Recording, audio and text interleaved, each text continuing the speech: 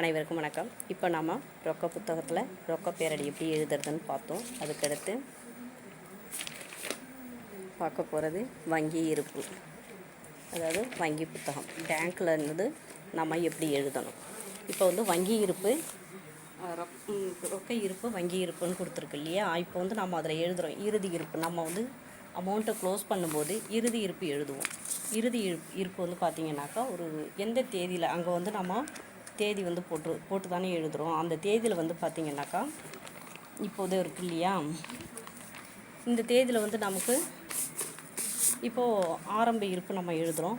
ஆரம்ப இருப்பு இங்கே எழுதுறது ஆரம்ப இருப்பு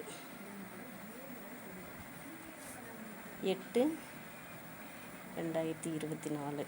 இந்த மாதத்தில்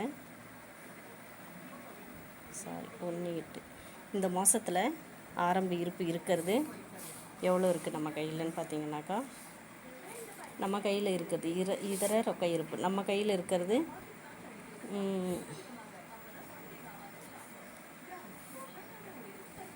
நம்மக்கிட்ட இருக்கிறது ஆரம்ப இருப்பாக இருக்கிறது கையிருப்பு இருக்கிறது 500 ரூபாய் 580 ரூபாய் இருக்குதுன்னு வச்சிங்களேன். இப்போது இந்த ஆரம்ப இருப்பு கையில் இருக்குது. பேங்க்கில் இருக்கிறது 30,800 ரூபாய் இருக்குது. பேங்க்கில் 30,800 ரூபாய் இருக்குது. இப்போ இந்த மாதம் நமக்கு வந்தது பார்த்திங்கனாக்கா மொத்தமாக எல்லாமே சேர்த்து நமக்கு வந்தது பேங்க்கில் இதெல்லாம் வந்ததெல்லாம் சேர்த்து நம்மக்கிட்ட ஒரு 50,000 ரூபாய் வரவு வந்திருக்கு. 50,000 ரூபாய் வரவு வந்திருக்கு. 50,000 ரூபாய் வரவு வந்திருக்கு. வரவு வந்தது. பேங்க்கில் கட்டினது 50,000 ரூபாய். பேங்க்கில் வங்கி வரவு நம்ம வச்சிட்டோம். பேங்க்கில் 50,000 கட்டிட்டோம். 50,000 30,800 சேர்ந்து மொத்தம் எவ்வளோ வருது?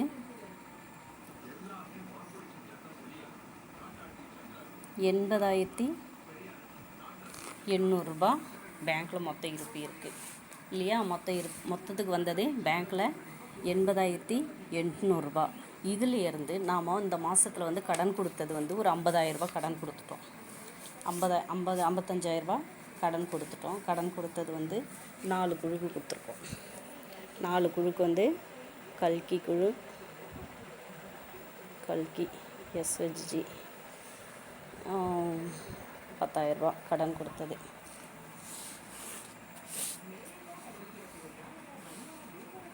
கல்கி கடன் கொடுத்தது எவ்வளோ கொடுத்துருக்கோம்? அதாவது பட்டுவாடா ரசீது, பணப்பட்டுவாடா ரசீதில் 128, ரொக்க காசோலை எண் 29/20/41 கொடுத்துட்டோம். அதுக்கடுத்து காசோலையை வழங்கிய கடன் 10,000 ரூபாய். பிஎல்எஃப்ல இருந்தவங்களுக்கு 10,000 ரூபாய் கொடுத்துட்டோம். ரொக்கமாக கொடுக்கல, காசோலையாக கொடுத்துருக்கோம். அப்போது இந்த 10,000 இதில் கழிக்கிறோம். அப்போது உங்களுக்கு பேங்க்லேருந்து எடுத்தது 10,000 ரூபாய் அவங்க எடுத்துக்கிறாங்க. அவங்களுக்கு கொடுத்துட்டோம். சரியா? இப்போது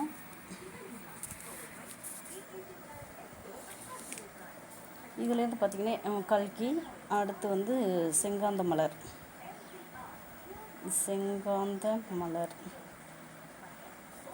வேம்பையனார்,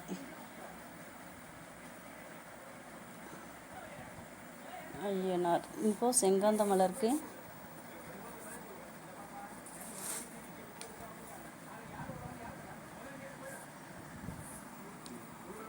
15,000 ரூபாய்,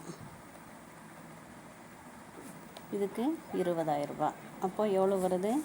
35,000 ரூபாய் வந்திருக்கா.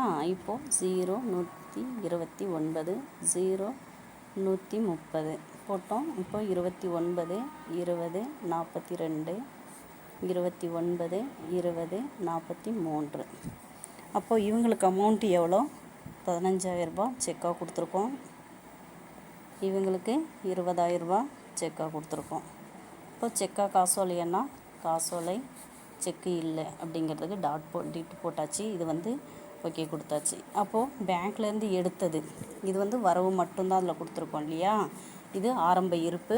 இது பேங்க்கு வரவு வந்தது மொத்தத்துக்கு நம்ம குழுக்கள் மூலமாக வந்த அமௌண்ட். அது மொத்தத்துக்கு சேர்த்து இதில் இது கொடுத்துட்டோம். இப்போ வந்து பார்த்திங்கனாக்கா இது வந்து வரவு கட்டினது குழுக்கள்.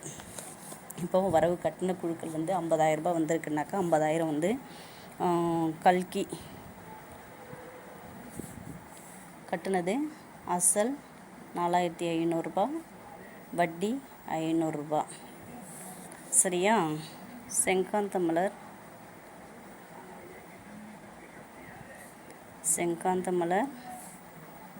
20,000 ரூபாய், 200 ரூபாய்.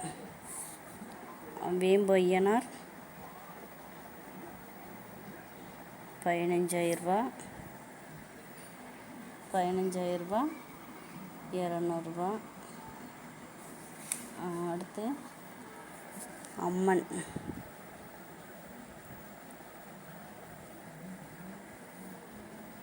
எஸ்ஹெச்ஜி வந்துட்டு அவங்க 4,500 ரூபாய், 500 ரூபாய் வட்டி கட்டியிருக்காங்க. சரியா?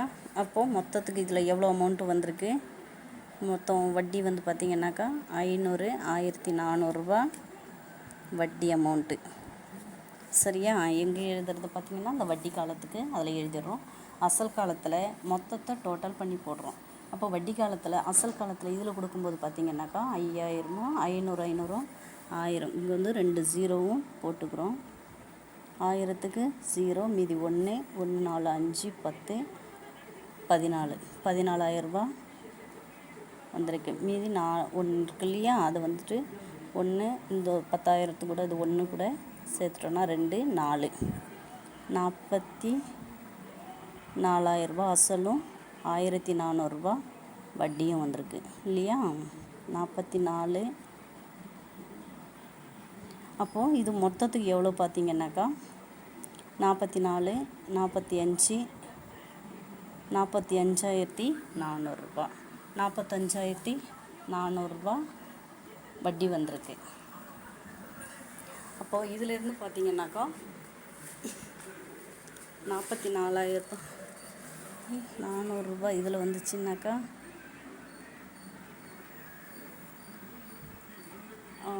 டொனேஷனாக, அதாவது டொனேஷன் வழங்கப்பட்டது. அப்போ வந்து நம்ம பிஎல்எஃப் வந்து அவார்டு வாங்கினது அப்படிங்கிறதுக்காகவே வந்து நம்ம பிஎல்எஃப்காக ஊராட்சி மன்ற தலைவர்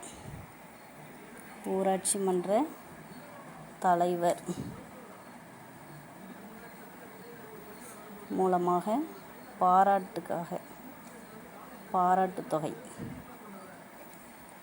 தொகையாக நம்ம பிஎல்எஃப்காக 5,000 ரூபாய் அவங்க நமக்காக கொடுத்துருக்காங்க. அவார்டு வாங்கியிருக்கிறதுக்காக வேண்டி அவங்க நமக்கு பாராட்டு தொகையாக 5,000 ரூபாய் நமக்கு அதாவது பஞ்சாயத்து மூலமாக நமக்கு செக்காக கொடுத்துருக்காங்க.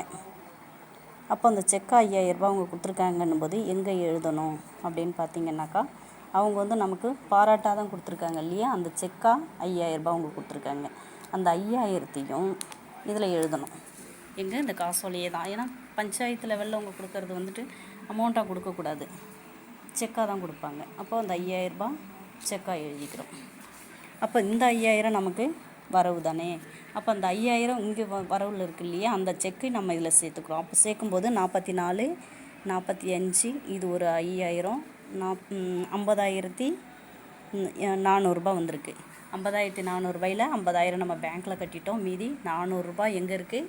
நம்ம கையிருப்பில் இருக்குது. இந்த 400 இந்த 580 சேர்த்து நமக்கு கையிருப்பில் எவ்வளோ வருது? 980 ரூபாய் கையிருப்பில் வரணும். கையிருப்பில் 980 ரூபாய் நம்ம கையிருப்பில் எங்கே எழுதணும்னு பார்த்திங்கன்னா இதில் எழுதணும். கையிருப்பு, நம்ம கையிருப்பில் தொகை எவ்வளோ இருக்குது? நம்மக்கிட்ட ஆரம்ப இருப்பில் இருக்கிறது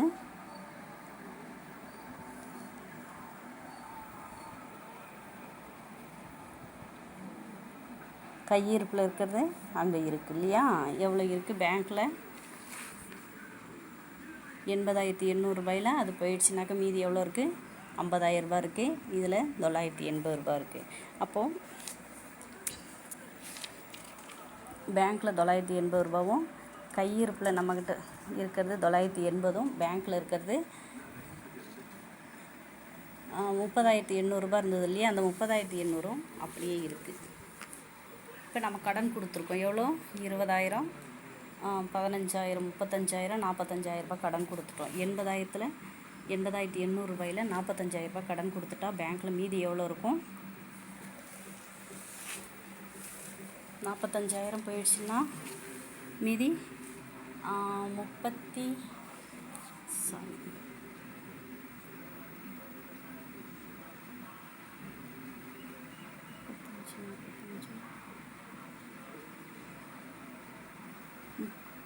35,800 இருக்கும் இல்லையா கையிருப்பில்.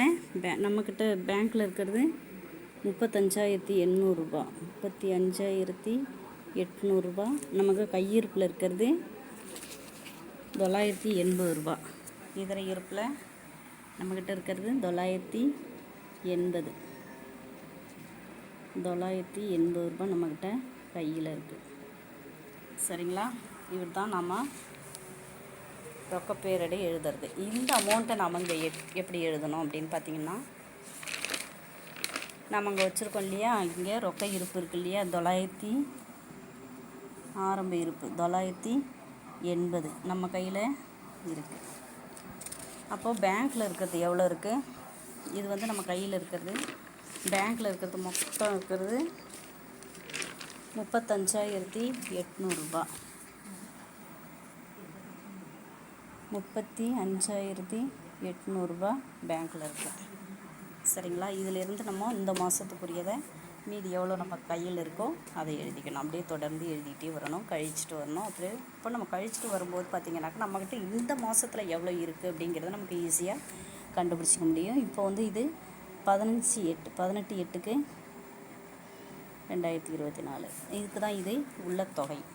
முடிஞ்சா இதுதான் நம்ம எழுதக்கூடியது. இப்போ வந்து சந்தா களம் 5 கூடுதல் காட்டிருக்கு இல்லையா, அது வந்து எந்த பக்கங்கிறது தான் இதில் எழுதுறது.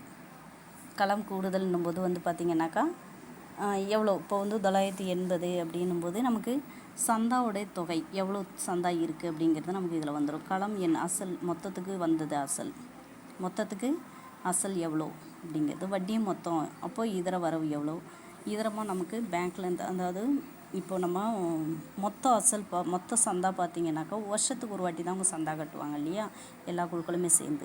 அப்போ பார்க்கும்போது பார்த்திங்கனாக்கா மொத்த சந்தா நமக்கு எவ்வளோ வந்திருக்கு அப்படிங்கிறது ஈஸியாக தெரிஞ்சிடும். இப்போ வந்து மொத்த சந்தா பார்த்திங்கனாக்கா 20,200 மொத்த சந்தா. இப்போது மொத்த அசல் பார்த்திங்கனாக்கா ஒரு 98,300 மொத்த அசல் வந்திருக்கு. வட்டி பார்த்திங்கனாக்கா வட்டி வந்து ஒரு 15,000 வந்திருக்கு. 15,000 வந்திருக்கு மொத்தம் வட்டி. அப்போது இது வந்து இதர வரவு நமக்கு எவ்வளோ கூடுதலாக இருக்குது அப்படின்னு பார்த்திங்கன்னா, இதர வரவு எவ்வளோ இருக்குதுன்னு பார்த்திங்கனாக்கா 5,000 ஒன்று. அந்த 5 லட்சம் வந்தது வரவு வந்த பிறகு நம்ம அதில் இருந்து கணக்கில் வச்சுக்க போகிறோம். வங்கியிலிருந்து எடுத்த தொகை மொத்தத்துக்கு நம்ம ரிவிஷன் முறையில் எவ்வளோ எடுத்திருக்கோம், திரும்ப நம்ம கட்டி எடுத்தது பேங்க்கில் எவ்வளோ எடுத்திருக்கோம் அப்படிங்கிறத இதில் வந்துட்டு மொத்தத்துக்கு வந்துடும். மொத்தத்துக்கு அப்போ வரும்போது பார்த்திங்கனாக்கா இப்போ நம்ம எடுத்துருக்கிறது வந்து ஒரு 4,200,000 எடுத்திருக்கோம்னு வச்சிங்களேன். 4,20,000 எடுத்திருக்கோம். அப்போது நம்ம திரும்ப கட்டி எடுத்தது, அதாவது வட்டி அசலும் சேர்ந்து நம்ம கட்டுறது, சேவிங்ஸ் சந்தா வாங்கி கட்டினது, இந்த அமௌண்ட்லாம் மொத்தத்துக்கு பேங்க்கில் கட்டியிருக்கிறது கட்டி எடுத்தது. அது மொத்த செலவிடப்பட்ட தொகை, மொத்தத்துக்கு நம்ம எவ்வளோ செலவு பண்ணியிருக்கோம், இது வரைக்கும் மொத்தத்துக்கு எவ்வளோ செலவு பண்ணியிருக்கோம். அப்போ செலவு பண்ணியிருக்கிறது குழுவில் பார்த்திங்கன்னா ஒரு 10,000 செலவு பண்ணியிருக்கோம்னு வச்சிங்களேன். 10,000 செலவு பண்ணியிருக்கோம்.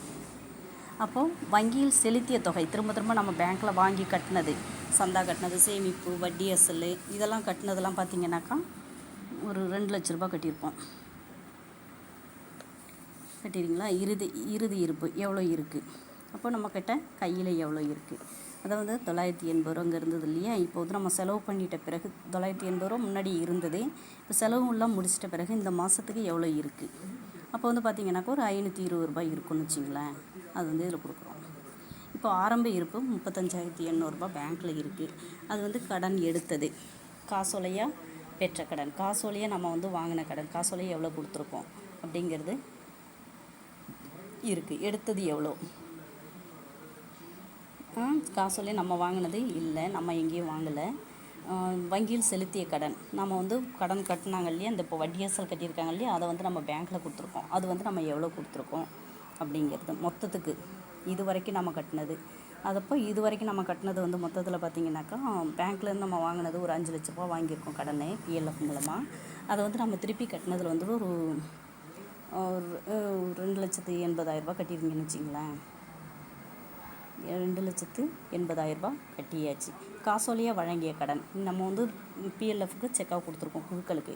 அப்போ செக்காக கொடுத்ததில் வந்துட்டு இது வரைக்கும் நம்ம கொடுத்ததில் 5 லட்சத்துக்கு வாங்கி கொடுத்ததில் திரும்ப நம்ம ரிப்பீட் முறையில் கொடுத்ததில் 6 லட்ச ரூபா கொடுத்துருக்கோம். சரிங்களா, 6 லட்ச ரூபா கடனாக கொடுத்துருக்கோம். இதில் காசோலை செலவு வேறு ஏதாவது நம்ம செக்காக செலவு பண்ணியிருக்கோமா அப்படின்னாக்கா இல்லை, வேறு எதுக்கும் நம்ம செக்கெல்லாம் செலவு பண்ணுறதுக்கு வாய்ப்பு இல்லை. வங்கியிலேருந்து எடுத்த தொகை எடுத்தது எவ்வளோ, அதாவது நம்ம கட்டி எடுத்தது இருக்கு இல்லையா, அது வந்து கடனை கொடுத்ததுக்கு அப்புறம் மற்ற செலவுக்கும் நம்ம எடுத்திருக்கோம் இல்லையா. அப்படி எடுத்திருந்தாக்க அந்த அமௌண்ட், அதாவது புக்லேட் பண்ணுறதுக்கு, அந்த பாண்டு ரெடி பண்ணுறதுக்கு, இதுக்கெல்லாம் வந்துட்டு பேங்க்கில் கட்டி தான் எடுக்கணும். அதுக்கு எடுத்ததில் வந்துட்டு ஒரு 6,30,000 செலவு பண்ணியிருக்கோன்னு வச்சிங்களேன். இறுதி இருப்பு பேங்க்கில் மொத்தமாக இன்னும் மீதி எவ்வளோ இருக்குது. அப்போது இது வந்து 35,800 முன்னாடி இருந்தது, அது அப்படியே இருக்குன்னு வச்சிங்களேன். 35,800 அப்படியே இருக்குது. இந்த மாதம் வந்து நம்ம பேங்க்கில் எதுவும் எடுக்கலை, கட்டலை. சரியாக பொருளாளர் கையெழுத்துங்க வந்து சைன் பண்ணிடுவோம். இவ்வளோ தான் இதில் எழுதக்கூடியது. நன்றி, வணக்கம்.